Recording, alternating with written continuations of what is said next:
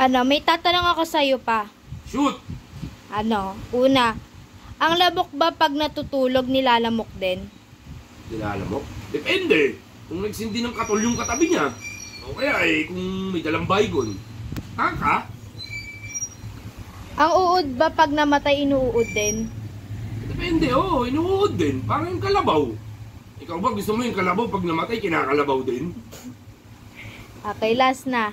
Bakit blackboard pero kulay green? Tanong mo sa teacher. Teacher ba ako? Nakatuwa. Okay. Syempre, hindi naman puro kalokohan tatanong ko sa'yo. Ngayon naman tatanong ko yung sa relationship nyo. Relationship? Oo, relationship nyo kay Tita Sofia Valdez. Ayan. Oh. Fire! Ano yung una mong nagustuhan kay Tita? Gustuhan ko? Mabait. Mabait siya nung una Pero habang tumatagal, getting stronger every day. Lagi niya na akong binubudol, tsaka lagi niya akong ina-under Pero mabait pa rin naman. Do you think that honesty is always the best policy in relationship? Hindi lang naman sa relasyon yan. Sa police station din. Kasi ang honesty is the best policy. Yan yung English ng si Honesto isang magaling na police. Normal lang ba ang magselos kapag sa isang relationship? Hindi kasi ako seloso, Era. Pero siguro normal. Pero wag yung sobra. Kasi ang relasyon, naniniwala ako na ang relasyon ay lason ang pagsiselos sa dyan. Ang selos ay lason sa relasyon. Kahit ba naging traumatic experience kayo sa isang relationship, sa tingin nyo mag-work yun sa inyo? Oo, mostly kasi bumabagay yung mga taong naapi, nagsasama-sama yan. Tatandaan mo anumang laki ng isang gusali, isang palitong posporo lang katapat niyan para bumuo. At ang taong nagsasama-sama, katulad ako, medyo traumatic ang nangyari sa akin. Your Tita Sofia is also same like that. Kasi yung walis ting-ting, kumuha ka ng 1, 2, 3, 4. Pag samasamahin, baliin mo. Bali agad yan. Pero pag pinagsama mo, yung buo ng walis ting-ting, kahit anong lakas mo, pag sama-sama yan, intact yan, di mo kayang baliin. Ano yung pinaka important thing na makakapag-strong ng relationship? Tiwala. Tapos yung pinaka the best, yung tunay na pagmamahal.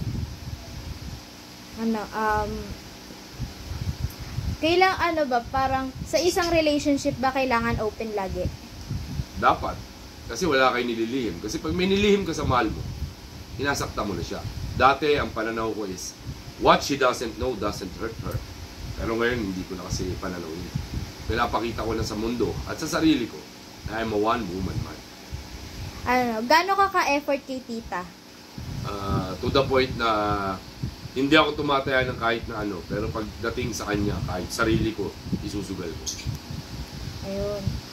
Sa tingin mo ba kayo na talaga or something? Ayokong tignan. Ayokong husgahan. Pero sabi nga ng aking idol na si Robin Padilla, ayokong tumakbo yung oras pag magkasama ko. Ayokong isiping mawawala siya. Ayoko yung nararamdaman ko.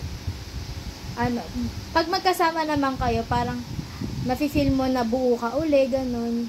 Well, siya kasi yung nagpa-realize sa akin na dapat ang tingin ko sa sarili ko is I am somebody again. Na nawala kasi sa akin yun nung nagkasakit ako tsaka nagkaroon ako ng depression. Pero ngayon, lagi yung pinasabi sa akin na magaling ka, masisikat ka, tapos maganda yung ginagawa mo. Yun yung na-appreciate ko sa kanya. How will you know po kung mahal ka ng isang tao? Pag caring siya sa'yo, tsaka handa kang samahan niya magsimba. Like nung una ko siyang dinate sa video call, that's Christmas Eve.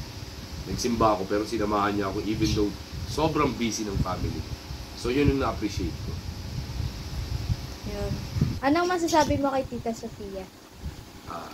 Nananawagan po ako sa lahat ng mga followers namin. Sabi ko naman sa Dio, Andre, ay nang binubudol tapos ginaganon-ganon, binabalik alinduglo ako Parang sa akin, mahal, joke lang mahal. Kaawain ako yun. Rate 1 to 10, gaano kaganda si Tita? 200,000,000! Ina. Ayan lang. Yan. Bye! Bye.